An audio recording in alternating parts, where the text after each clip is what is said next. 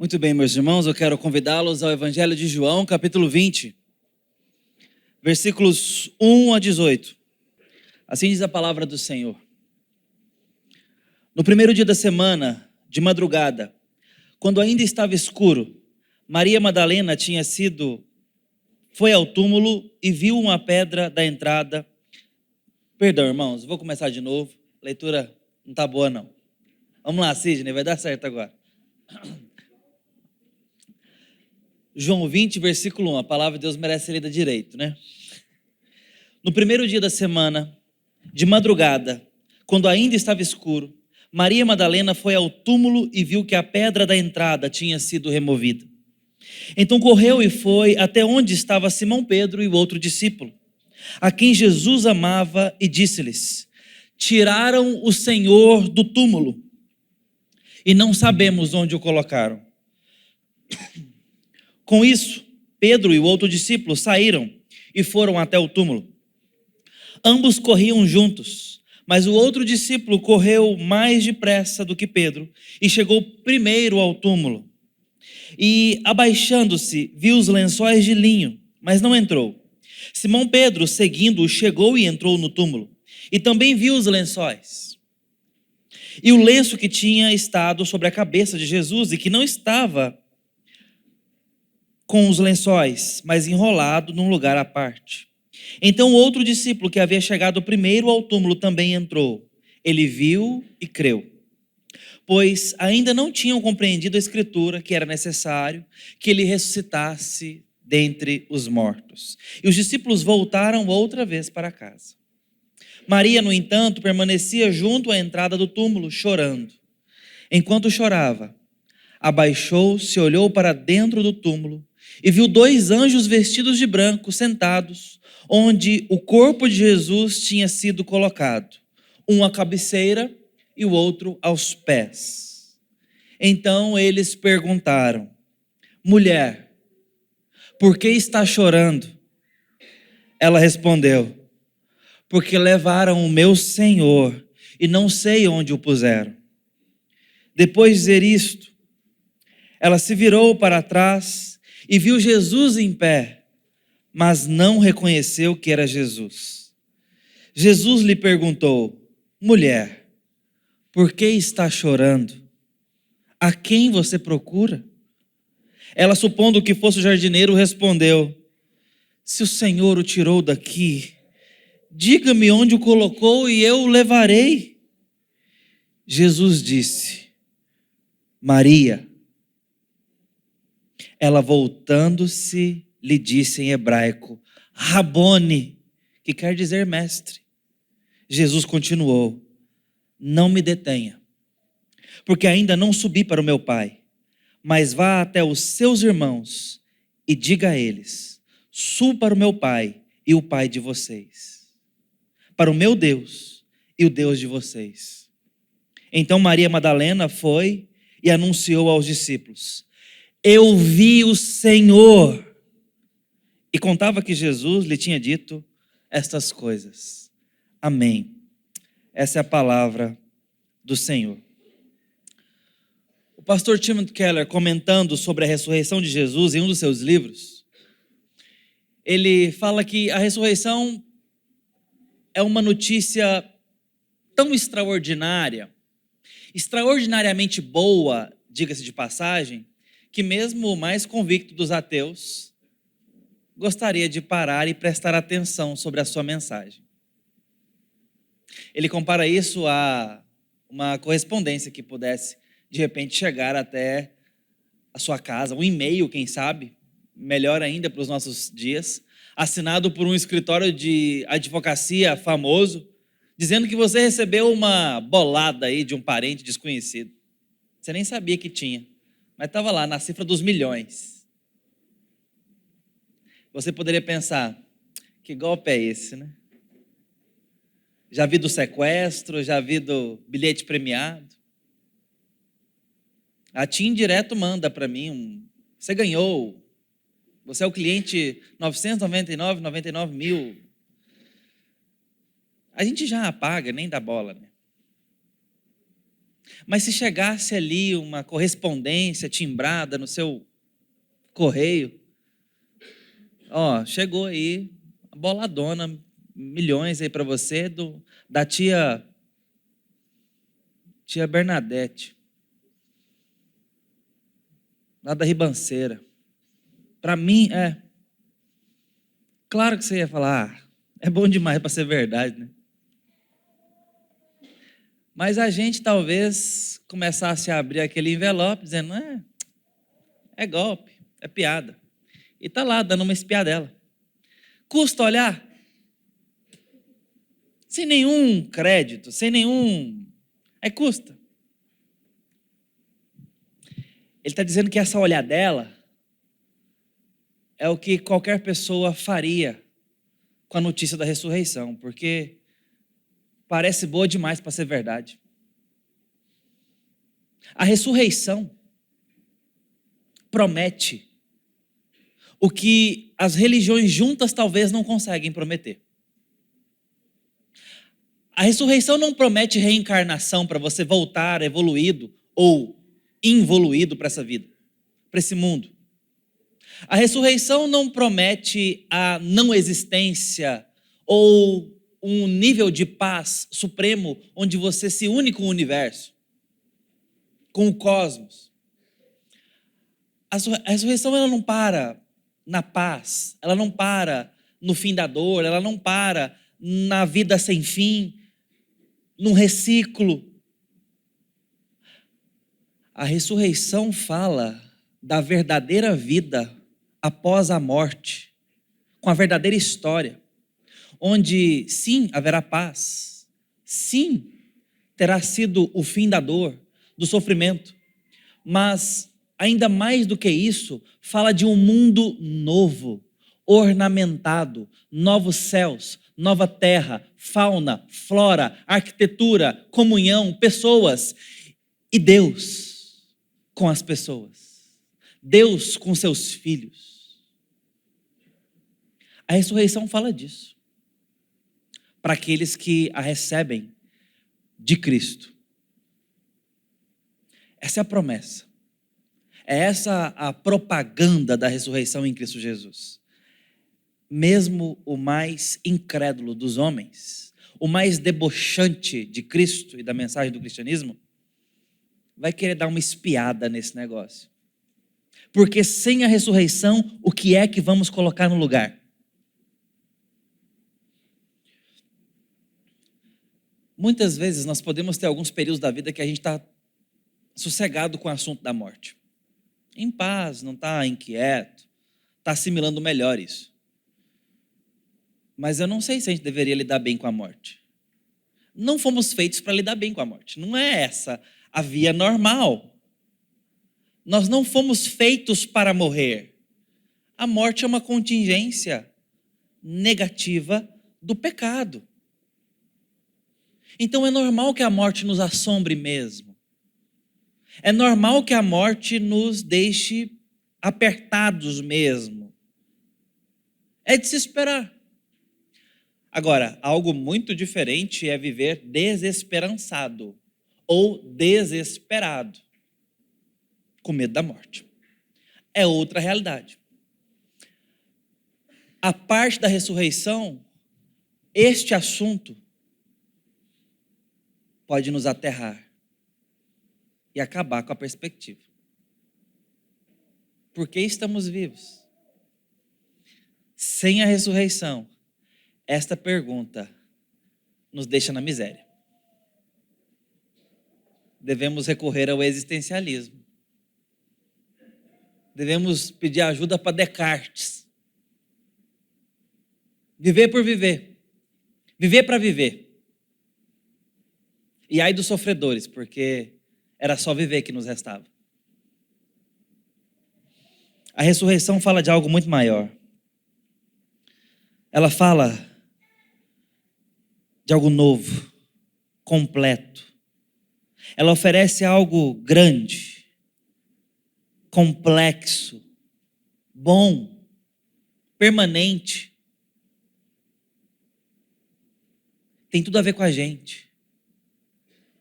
tem a ver com o corpo, tem a ver com a alma, tem a ver com a existência, sem medo,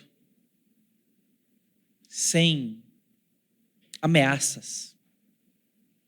Uma vida complexa. Presta atenção nisso. Minha mãe tentando me evangelizar enquanto criança, deu certo, viu? Mas ela recorria a algumas imagens que carecia de um pouco mais de discipulado. E graças a Deus minha mãe nunca deixou eu estudar a Bíblia. Até hoje é uma estudiosa da palavra de Deus. Ontem liguei para ela, estava preparando a aula de escola dominical. Mas numa dessas tentativas de evangelização, né? Tentativas no sentido de os degraus que nós percorremos, ela falava assim para mim: olha, eu gostava de patinar, patins. Gostava de patins e de skate. Falava: olha, no céu, os patins serão de ouro. E terá um botãozinho que você aperta e ele sai andando sozinho. Bom, não deu muito certo. Por duas razões. Aquela altura da vida, eu entendia que coisas douradas eram coisas de mulher. Segundo, se o patins anda sozinho e eu. Então, o exemplo dela não teve muito sucesso ali no meu apetite pelo céu. Mas aí ela veio com outro argumento. Eu gostava muito da limonada da tia Tininha. Minha tia Tininha mora ali aos fundos do Aranã 3. E tinha um pé de limão na porta da casa dela. E ela fazia limonadas num copão de alumínio. Falecido, finado copo de alumínio. Acho que os nutricionistas nem deixam a gente usar mais hoje. Parecia especial aquela limonada. Docinha. Ela falou: os anjos vão trazer limonada pra gente. Veja, talvez muito mais pela visão do céu do Pica-Pau ou de Dante Alighieri do que das Escrituras. Mas o céu não é um lugar assim.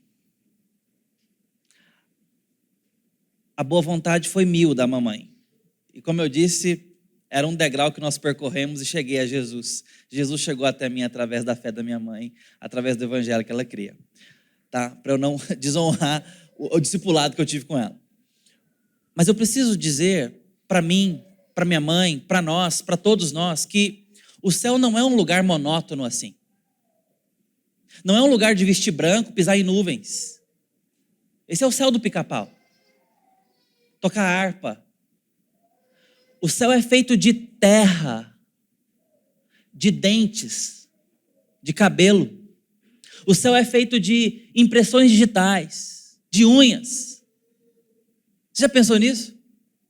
Você já pensou que Jesus, o primogênito dos mortos, para dizer que ele era o primeiro glorificado, sentou-se e comeu antes de ir embora?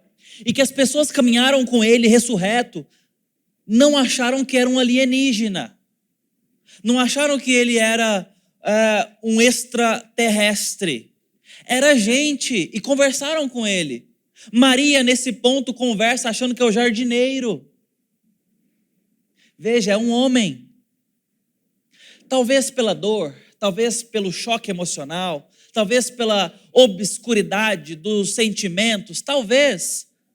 Mas o fato é que Jesus não foi reconhecido. Eu acredito que ele está diferente, mas não a ponto de deixar de ser homem. E esta aparência é o primeiro habitante do novo céu e da nova terra. É muito mais humano e terrestre do que os nossos antigos discipuladores nos ensinaram a pensar. Lá no céu, pátria amada, lá. Será que isso não é um pouco mais de cá? Quando ele recria novo céu e nova terra, e não cria do nada. Mas isso é um assunto para outra hora. Vamos voltar ao fato de que a promessa é complexa e envolve a vida toda. Envolve a gente por inteiro. Mas talvez seja a coisa mais difícil de se crer no Evangelho. Talvez acreditar que um peixe engoliu um homem é mais fácil do que acreditar na ressurreição. E sabe por que é mais fácil? Porque isso foi comprovado na história. Os judeus criam no livro de Jonas, mas não creram na ressurreição de Jesus. O povo do primeiro século teve dificuldade de crer na ressurreição de Jesus. Acreditavam nas escrituras do Antigo Testamento, mas não no verbo de Deus vivo. E aí começa a primeira verdade do encontro da ressurreição com Maria Madalena. Evidências. Evidências para Maria.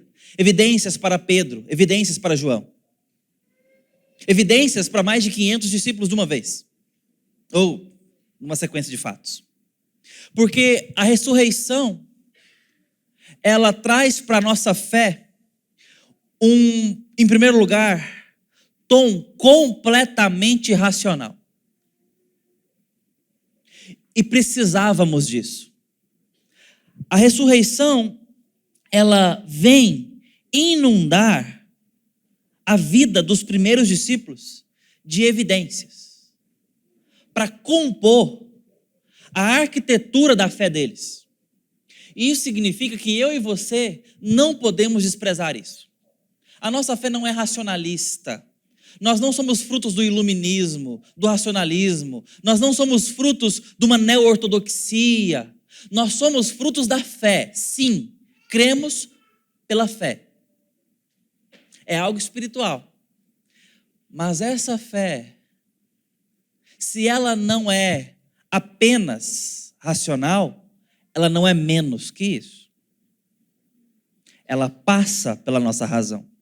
E se você percebe o que está acontecendo aqui, você começa a ver que o evangelista, dentre outros também aqui, que de forma similar registra o mesmo episódio, você vai percebendo os verbos que eles usam, os detalhes, que parecem não ter muita importância se não fosse jornalístico o que está acontecendo aqui, histórico, por bem dizer. Porque eles começam primeiro a correr.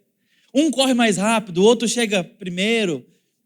Esse que corre mais rápido chega primeiro, chega, vê, não entra, o outro entra, é o Pedro. O Pedro, vocês conhecem o Pedrão. Ele é atirado a si mesmo. Ele já chega, já vê.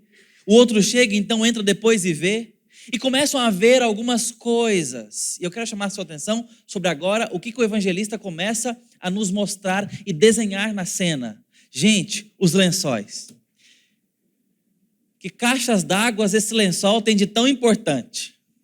Mas eles começam a chamar a nossa atenção agora para esse lençol e para o pano que envolvia a cabeça. E esse pano estava de um lado, deitado, dobrado, não estava aqui, estava ali. Preste atenção nesses detalhes. Eles são importantes para as evidências. Eles começam a olhar aquilo que estava acontecendo ali.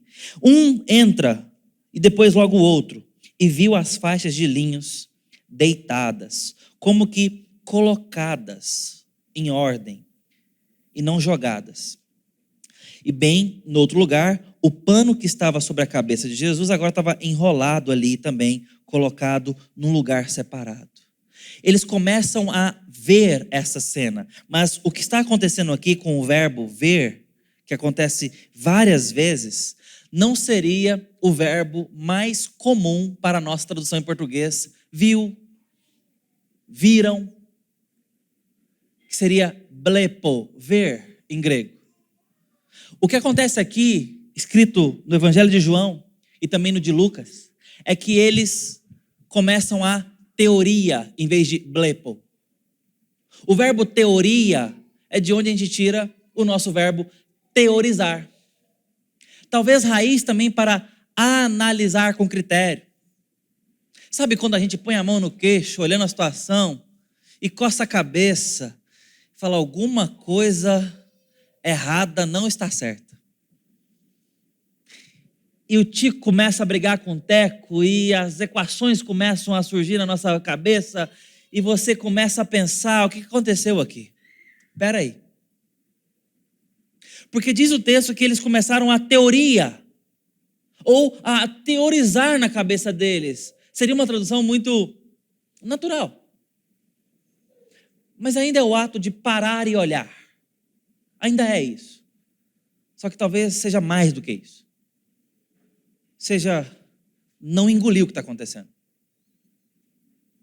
Não é tipo, tá bom. Não. Eles param ali, olham. É como se Pedro estivesse falando, espera um minuto. Algumas coisas aqui não fazem sentido. Se os ladrões de túmulos comuns levaram o corpo, por que no mundo eles teriam deixado para trás o linho e todas aquelas especiarias valiosas dentro? Por que se dariam o trabalho de, no meio da madrugada, desenrolar o corpo de Jesus, que não deve ter sido enrolado de qualquer jeito?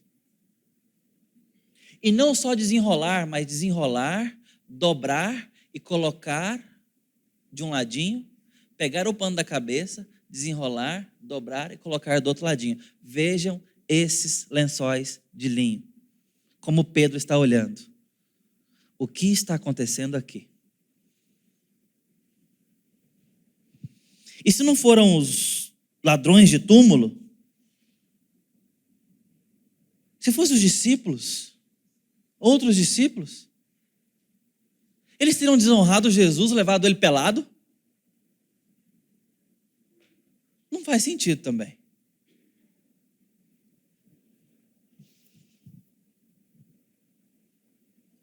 Ladrões de túmulo não teriam feito isso. Discípulos não teriam feito isso.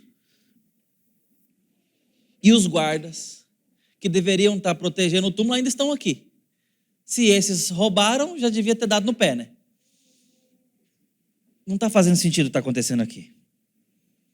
Ele estava pensando, raciocinando, João também. Eles vão embora com isso na cabeça. Eles vão embora com muita coisa para pensar. E isto aqui, meus irmãos, é evidência. E é assim que a fé funciona. A fé tem que estar permeada de raciocínio. Nós vamos pensar a nossa fé. Nós não cremos por osmose, a gente não esfrega a Bíblia na cabeça. Ela não é um chapéu que a gente põe. A gente precisa pensar, precisa mastigá-la, precisa guardar no coração, precisa memorizar. A nossa fé exige exercício. Muitas vezes, os discípulos de Jesus erraram por não entender, por não ter clareza. Muitas vezes precisavam de explicação adicional. Isso significa que está dificultando? Não, sempre foi difícil. E é por isso mesmo que o Espírito Santo nos ajuda no nosso estudo, mas precisamos estudar a palavra. Precisamos lê-la como quem lê para entendimento. Precisamos ouvir bons pregadores, bons expositores, bons sermões. Vamos ter ouvidos treinados, discipulados. Precisamos de catecúmeno, precisamos de clareza, profundidade. Precisamos. Não banalize a sua estrutura. Virão falsos mestres e assaltarão do rebanho de Deus ovelhas sem fundamento. Haverão hereges espalhados que com vãs sutilezas enganarão até os eleitos de Deus. Como que você não será seduzido? Fundamento, conhecendo a verdade. Você precisa de discipulado, precisa de profundidade. Nunca é tarde para buscar mais da palavra de Deus, a nossa fonte inesgotável do próprio Deus.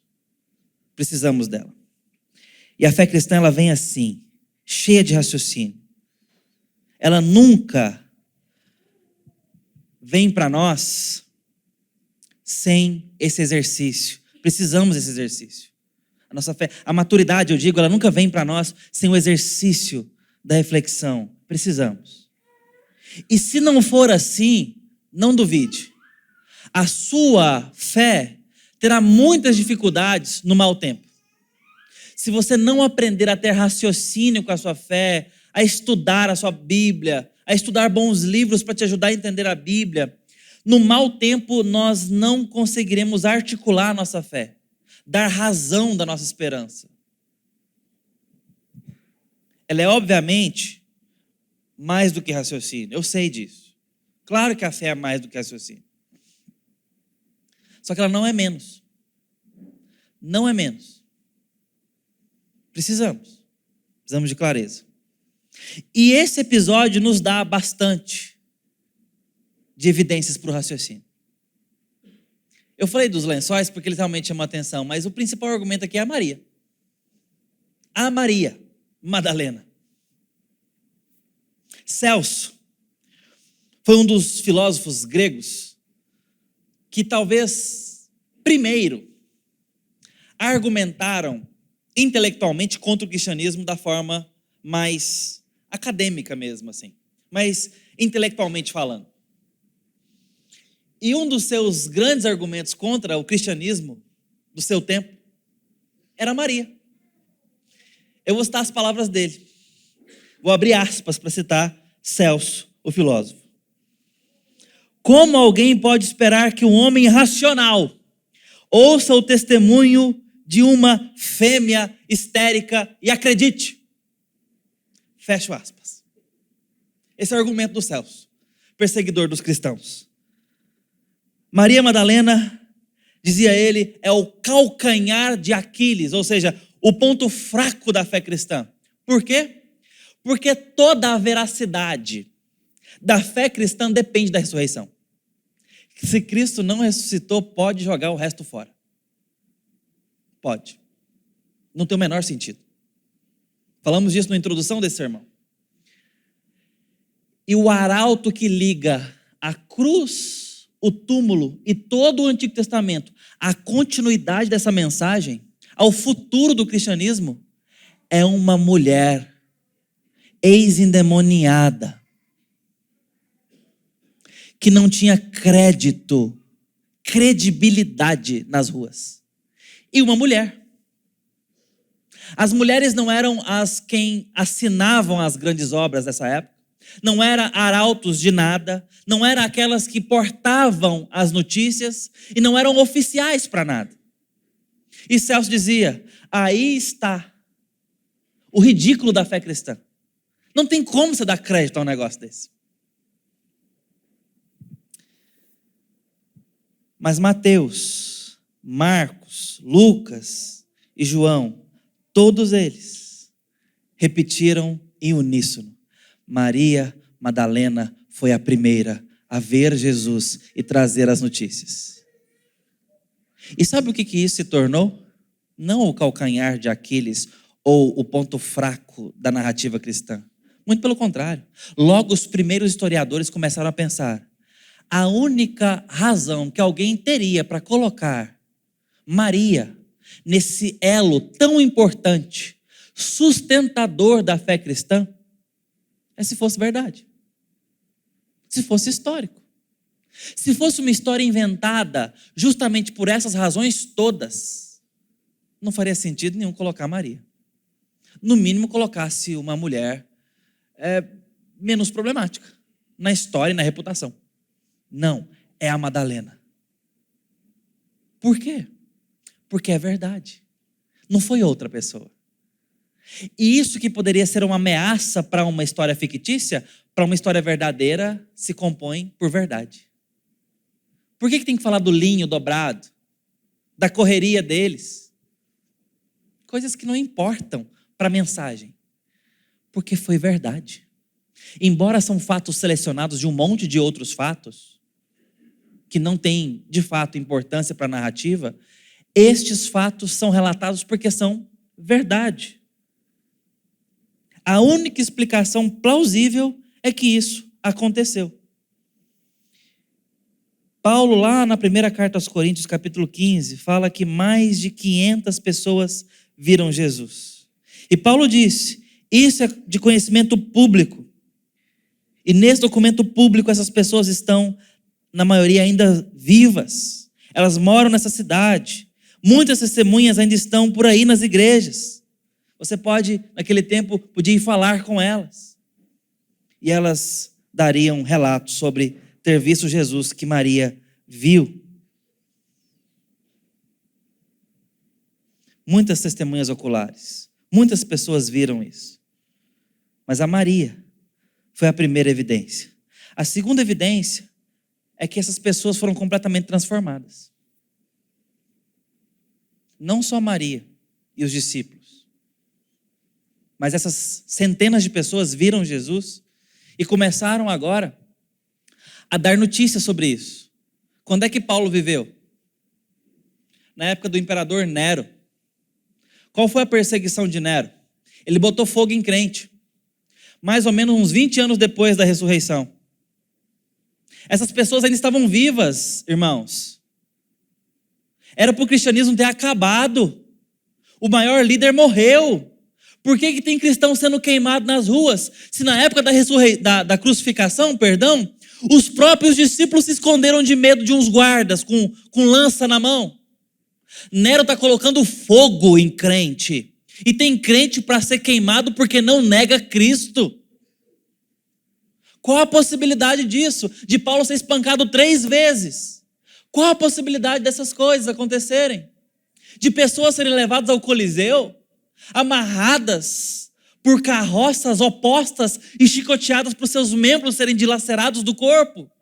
Qual a possibilidade de mães serem colocadas com filhas em chapa quente, com óleo fervente no meio do Coliseu? Não estou inventando nada, porque o solo romano foi pintado de vermelho com sangue de crente que não arredava o pé da sua fé, porque viram Jesus. Era real a memória, o testemunho que receberam. Se não foram testemunhas oculares, seus pais viram, seus avós viram. A ressurreição é real, é evidente. Senão não tinha crente para morrer nos primeiros séculos. Não tinha crente para ser perseguido por uma fé que não vale nada, mas valeu a vida. Valeu a vida. Talvez não valesse o Cristo crucificado. Por isso seus discípulos o negaram. Mas o Cristo ressurreto fez Pedro ser crucificado. Fez apóstolo ser decapitado. Fez os seus discípulos jamais negarem e morrerem, porque viram. A Maria e as vidas transformadas são nossas maiores evidências.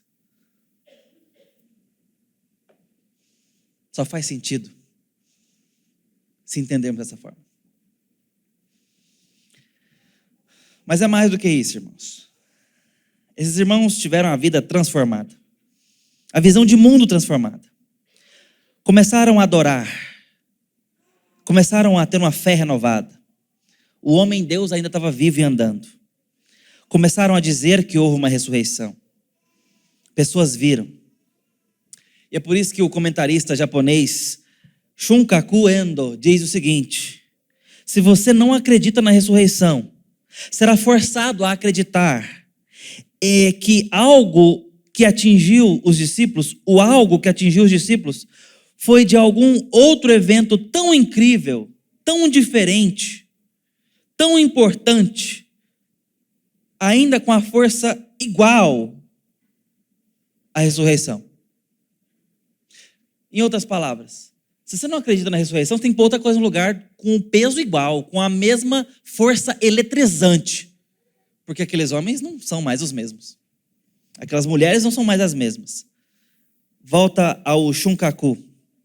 Algo deve ter acontecido com eles. Talvez, se você não acreditar na ressurreição, ainda terá que inventar alguma coisa tão incrível e tão forte que só pode ser igualado à ressurreição. Fecha aspas. O que aconteceu com aqueles homens e mulheres para dar forma à fé pós-Jesus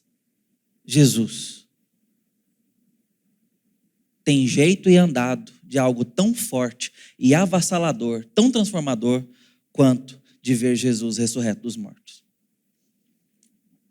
Essa é a parte racional da nossa fé. A gente está permeado de evidências.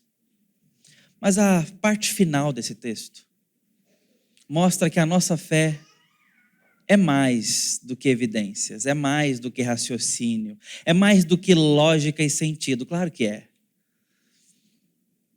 Tem a ver com misericórdia, graça e compaixão.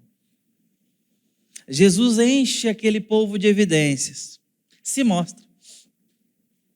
Mas quando ele fala com eles, ele mostra que a nossa fé é formada por amor, porque nós somos amados. Não é na busca científica que nós vamos olhar as descobertas maravilhosas da criação e vamos então, como físicos ou químicos, estudantes dos astros, e chegar, uau, existe Deus. A descoberta que fazemos quando descobrimos Deus é, uau, somos amados. Somos amados. Caso contrário, resta-nos a fé dos demônios. Reconhecer e tremer. Mas a fé que se revela, que se mostra ao humano, nos derrete o coração, nos converte, nos faz filhos. E é exatamente o que está acontecendo aqui. Maria fica chorando, enquanto os outros vão embora. Maria tem um apego a Jesus diferente dos outros. Ela está chorando ainda. Ela se recusa a ir embora. Ela está aqui. E então, olha o que Jesus faz com ela. Olha a gentileza dele. Ela está procurando. Onde ele está? Onde colocaram ele? Ela vê 2 anjos e não reconhece como anjos. Nem vou falar muita coisa, porque os anjos viviam aparecendo assim numa figura puramente humana. Lembra quando vai falar com Sara lá, na época de contar para ela que ela ficaria grávida? Eram 2 anjos, com mais Deus ali, em formato de gente, né, na aparição de homem. Ela não reconhece e está perguntando onde colocaram ele. Aí Jesus aparece, ela ainda achando que é o jardineiro, e eles estão perguntando, por que está chorando? O entendimento dela, veja, ela ama Jesus. Essa mulher está chorando, enquanto todos foram embora, ela se recusa a arredar os pés dali. Mas o entendimento dela de Jesus é pequeno ainda. Muitas vezes, não é que a nossa fé é questionável. Não é que o nosso amor a Jesus seja necessariamente questionável. Mas precisamos amadurecer o nosso entendimento de Jesus com a Escritura. Precisamos crer em Cristo de acordo com a Escritura, se desejamos que do nosso interior fluam rios de água viva. Se desejamos ter uma transformação crescente, progressiva, mais parecidos com Jesus. E é o que está acontecendo aqui. Maria ama Jesus, mas ela precisa ainda de mais de Jesus. Ela está procurando um Jesus morto, irmãos. Ela está procurando um Jesus que colocaram ali e tem que estar ali. Aqui não é dito, mas em Lucas diz que ela estava indo com especiarias na mão para cuidar do corpo de Jesus. Ela está indo com óleos para ungir Jesus ali. Era uma questão de hidratação, de conservação do corpo. Ela sabe o que fazer com Jesus morto. E muitas religiões sabem o que fazer com Jesus morto. Tem hora marcada com Jesus. Eu não estou acusando Maria disso. Maria fez isso historicamente. E muito se pratica exatamente a mesma dinâmica espiritualmente, religiosamente. É fácil olhar para um Jesus pendurado no madeiro, fazer promessas para ele, supor respostas na boca dele. É fato que podemos lidar com Jesus como se ele ainda tivesse morto. Fazer a agenda para Jesus, colocar palavras na boca de Jesus, não querer saber da sua palavra para ouvi-lo. Um Jesus vivo é diferente, ele anda, ele tem vontade, ele fala, ele exorta, ele discorda. Ele está vivo. E é exatamente esse Jesus que Maria não está tendo, o vivo. Ela chega e ele fala com ela, por que está chorando, mulher? Supondo que era o jardineiro, ela então diz, foi o senhor que pegou? Fala onde você pôs. Eu vou buscar. E nessa hora, Jesus mostra que o problema não era ele, era ela. Ele não fala, sou Jesus. Ele fala o quê, irmãos? Olha o que ele fala. Ele fala, Maria. E ela reconhece. Ele não falou, senhorita Madalena. Maria. E ela olha para trás e vê o seu Senhor. Mas também convenhamos, né? Tem alguns aqui que são da época do retorno do Superman. Eu não, mas eu ouvi dizer. O retorno do Superman foi depois que ele morreu. Aí ele aparece. Vocês se lembram como ele aparece? No estádio de futebol, resgatando a multidão de um avião que estava caindo. E a televisão, as maiores televisões da América do Norte, televisionam tudo. Essa é uma boa forma de retornar dos mortos. Aí todo mundo vê. Jesus decide aparecer a uma amiga na madrugada e chamá-la pelo nome. Maria. E ela se volta. E isso mostra para nós que todo o nosso relacionamento com Cristo depende dele vir até nós e nos chamar da cegueira, nos tirar da escuridão, nos clarear a vista e o entendimento. Precisamos de clareza, precisamos que Jesus venha até nós. A mensagem da ressurreição só chegará ao nosso coração se Jesus chegar até nós. Não é com escavações, não é com esquadrinhar em busca do Jesus histórico.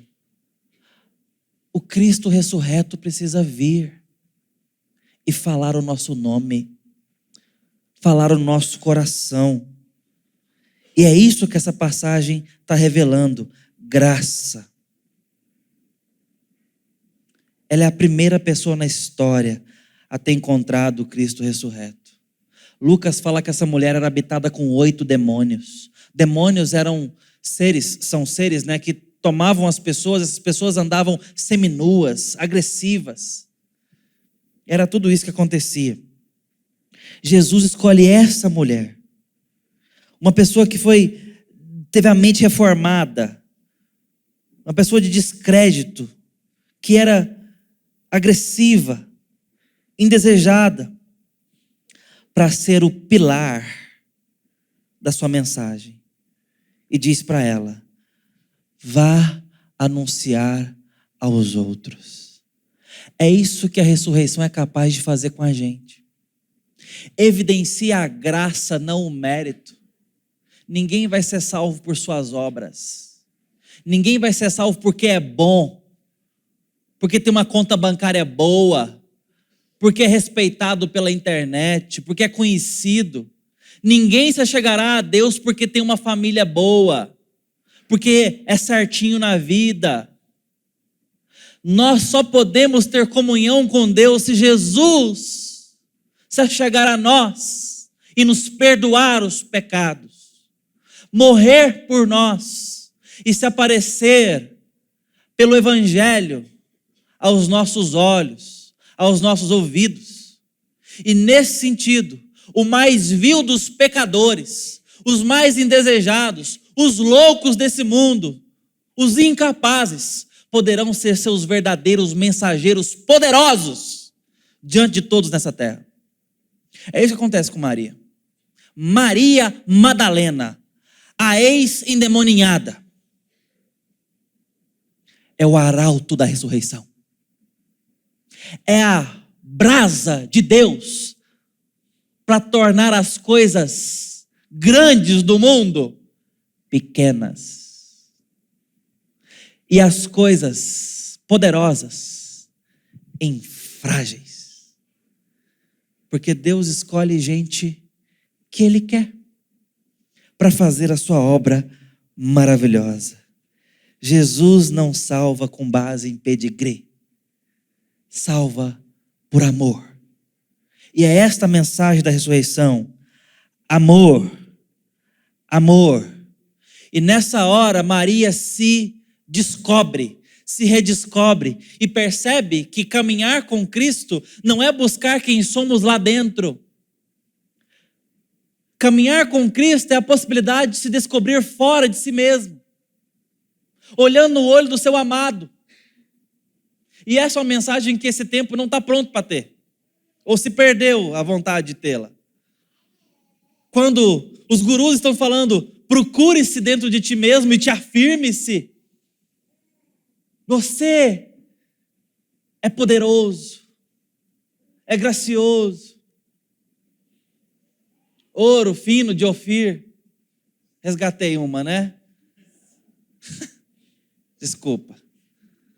Eu estava passando. A mensagem do Evangelho nos permite descobrir quem somos. Como a escritora, uma das grandes romancistas, Anne Dillard, escreveu: eu fui um sino a minha vida toda e não sabia disso até que fui levantada e golpeada e tocada. Ela estava dizendo como que a dinâmica da fé às vezes precisa vir de fora. Às vezes a gente precisa receber a batida da fé de fora. Jesus pode te afirmar, pode te fazer grande, pode te fazer poderoso nas vias do Evangelho. Você não precisa se apegar ao Cristo ressurreto que Maria viu e ela tentou segurá-lo. Ele diz: não me detenha, eu tenho que ir para junto do Pai. Mas como quem diz: mas eu volto e vou estar com vocês como nunca estive. E é esse Cristo que é o mesmo, me entenda bem, está disponível para nós hoje. Um Cristo que não posso pegar nas suas vestes, eu não posso sentir a sua pele, mas o Cristo que saiu daquele túmulo vai à destra do Pai e envia o seu Espírito e promete estar conosco todos os dias, e mais próximo do que ele esteve de Pedro, mais próximo do que ele teve de Maria, porque agora ele promete habitar em nós pelo Espírito Santo e caminhar conosco, e é por esta razão que ele diz: obras maiores serão feitas, porque eu estarei com todos vocês e não mais com um punhado de discípulos. É esse o Jesus que está disponível para a nossa fé. É esse o Jesus que caminha conosco hoje na nossa fé. É esse o Jesus que eu e você podemos crer e nos relacionarmos. É esse o Jesus ressurreto que você poderia olhar para trás e falar: mas eu não vi. Ele falou para Maria: eu volto, estarei com vocês como nunca estive. É esse o Jesus que temos pela fé. Eu quero que você se apegue a isso como quem precisa dessa envergadura de fé.